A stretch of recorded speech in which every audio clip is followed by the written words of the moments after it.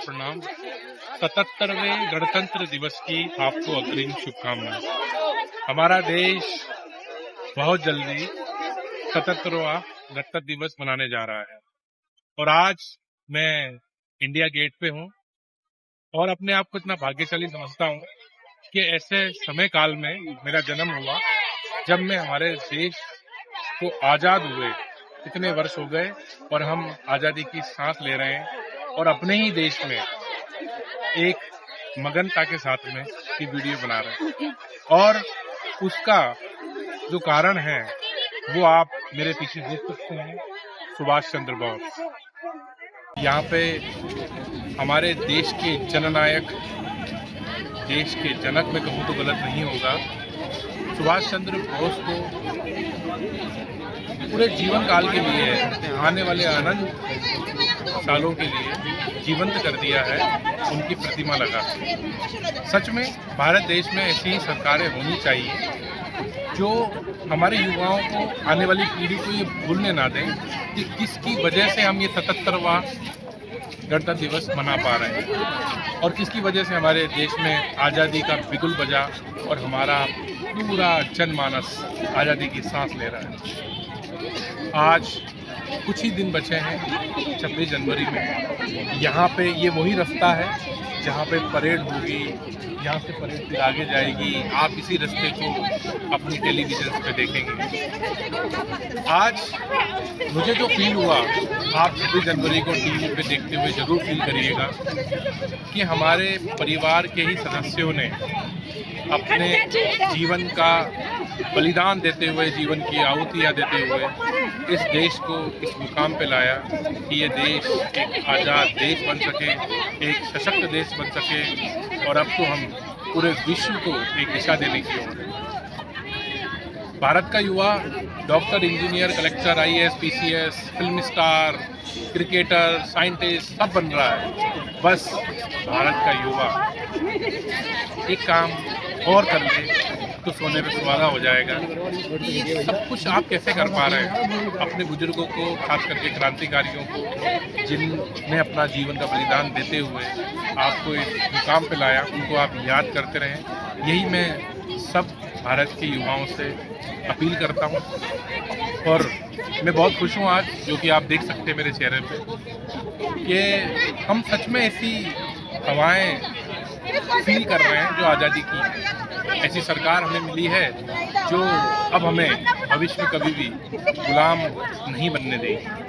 आज भी कुछ मानसिक गुलामियों का शिकार हम हैं, जिसमें बड़े बड़े ब्रांडों के कपड़े, महंगी गाड़ियाँ, लेविश लाइफ, वेस्टर्न कल्चर की कुछ झलकियाँ जो हमारे आचरण में झलकने लगी हैं। उन बेड़ियों को हम अवश्य तोड़ें और भारत जो सनातन संस्कृति के लिए जाना जाता है, जिस कारण से विश्वगुरु बना था, नालंदा, तक्षशिला में जो किताबें रखी थी, उनको आताताई ने भले ही जला दिया हो, लेकिन हमारे गुरु पद्धति की वजह से वो संस्कार आज भी हमारी रगों में दौड़ रहे हैं, हमारी धमनियों में बह रहे हैं। उन सारे संस्कारों को हम जीवंत रखें, यही मैं सब लोगों से अपील करता हूँ।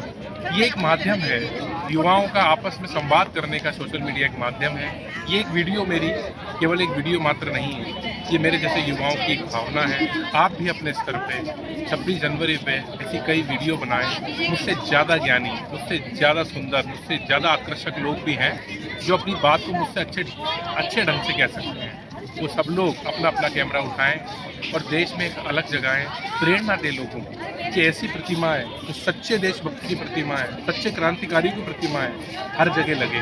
हमारा देश बाबर, अकबर, औरंगजेब से नहीं जाना जाता है। हमारा देश छत्रपति शिवाजी, महाराणा प्रताप, चंद्रगुप्त मौर्य, चाणक्य, चंद्रशेखर आज़ाद, भगत सिंह, राजगुरु, सुखदेव, पहले बाकी के सारे क्रांतिकारी, उन सबसे जाना जाता है। तो आप इस देश के अंदर सबको साथ लेके चलें। खास करके नई पीढ़ी को मैं कहना चाहता हूँ कि महिलाओं का सशक्तिकरण पे भी विशेष ध्यान दें। हम जब गुलामी की जंजीरों में थे, मुगलों के आतंक में थे, तब भी हमारे देश में वीरंगनाएं हुई, जिनको झांसी की रानी लक्ष्मीबाई कहा गया। साक्षरता नहीं थी, लेकिन फिर भी अहिल्याबाई होलकर ने एक पढ़ने की लोगों को पहल सिखाई। एक अलग जगाया कि साक्षरता सिर्फ पुरुष ही नहीं, महिलाओं का भी अधिकार है। ऐसी ही भगत सिंह, राजगुरु और ऐसी ही महिलाओं में अहिल्या होलकर, झांसी की रानी और ऐसी अन्य सब महिलाएं आज भी हमारे बीच में विराजमान है, हमारे बीच में उपस्थित है, जिनको हम डिफरेंट नाम से जानते हैं। इसलिए आप ये बात को मान लीजिए कि जिन नेताओं को आप जानते हैं जो देश की भलाई में काम कर रहे हैं, ये सारे वही नेता हैं जो कभी सुभाष चंद्र बोस रहे होंगे, कभी भगत सिंह रहे होंगे, कभी राजगुरु रहे होंगे, सुखदेव रहे होंगे, और ये वही महिलाएं हैं जिनको आप द्रौपदी मुर्मू के नाम से जानते हैं, या आप निर्मला सीतारमण के नाम से जानते हैं, या पहले आप सरोजिनी नायडू के नाम से जाना करते थे, या सुषमा स्वराज के नाम से जाना करते थे, या स्मृति ईरानी के नाम से आप जानते हैं। ये वही महिलाएं हैं जो कभी उनकी सेनाओं में सेनापति रही होंगी या उनकी सखी रही होंगी जब आज़ादी का बिगुल बज रहा था। वरना कहाँ से आती है प्रेरणा इन लोगों में, कहाँ से ही प्रेरणा आती है कि वो अपने देश के लिए आज भी 24 घंटे मेहनत करने को तैयार है। और एवरेज हमारा ये जो युवा है, ये सच में ये एक समय दिखा देगा बहुत जल्दी पूरे विश्व को कि भारत के झंडे के नीचे पूरा विश्व नतमस्तक करेगा, भारत के झंडे के नीचे पूरा विश्व ज्ञान प्राप्त करेगा, मार्गदर्शन प्राप्त करेगा। ये बहुत जल्दी होगा। ये बात मैं तो मान ही चुका हूँ, और मैं जानता हूँ आप में से जो लोग देख रहे हैं इस वीडियो को वो भी इस बात को मान चुके हैं। हमारा रास्ता बहुत लंबा है, क्योंकि वसुधैव कुटुंबकम की हम बात करते हैं, पूरा विश्व हमारा परिवार है, और परिवार का कोई भी हिस्सा अगर कमजोर रहेगा तो हम उसको हमेशा सपोर्ट करते रहेंगे। जो सपोर्ट हमने कभी बांग्लादेश का किया था, पाकिस्तान उसको जब परेशान करता था तो हम उसके सपोर्ट में खड़े थे।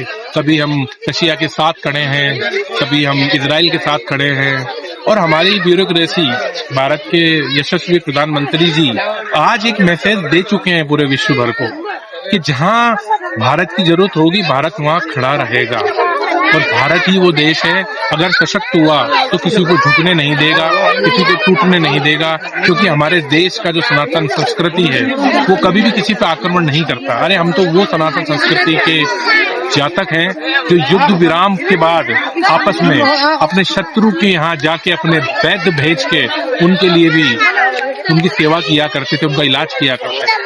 बहुत ही परंपराओं से चलने वाला हमारा देश है। इसकी परंपराओं को कोई तोड़ ना पाए, इसका दायित्व युवाओं को उठाना है, और युवा ये जिम्मेदारी ले कि आप अपनी जो बुजुर्गों की संस्कृति है, जो उनका बलिदान है, उन दोनों को आप बचा पाएं। ये दायित्व आपका है। जो भी कार्य आप कर रहे हैं, जिस भी पद पे आप पदस्थ हैं, वो काम आप करते रहिए। बस जीवन के अंदर ये ध्यान रखना है कि इतना सब कुछ जो कर चुके हैं हमारे पूर्वज वो व्यर्थ ना जाए, उसको कोई विदेशी कल्चर आके उनके बलिदानों को खत्म ना कर दे। इसकी जिम्मेदारी हमारी है। बहुत कुछ करना नहीं है, आज हमें मरने की आवश्यकता नहीं है, अपना बलिदान देने की आवश्यकता नहीं है, बस सशक्त होना है, जागरूक होना है, और हमेशा स्वदेशी बनना है। यही कहना चाहता हूँ। 77वें दिवस की, गणतंत्र दिवस की आपको अनेक अनेक शुभकामनाएं। ये 77 साल जो हमारे हुए हैं, इसमें आप सब लोग अपने अपने हिसाब से कम कुछ संकल्प ऐसे लें जो हम आने वाले 77 सालों तक बरकरार रख पाएं, देश को मजबूत कर पाएं। बहुत बहुत धन्यवाद। भारत माता की जय। जय हिंद। धन्यवाद।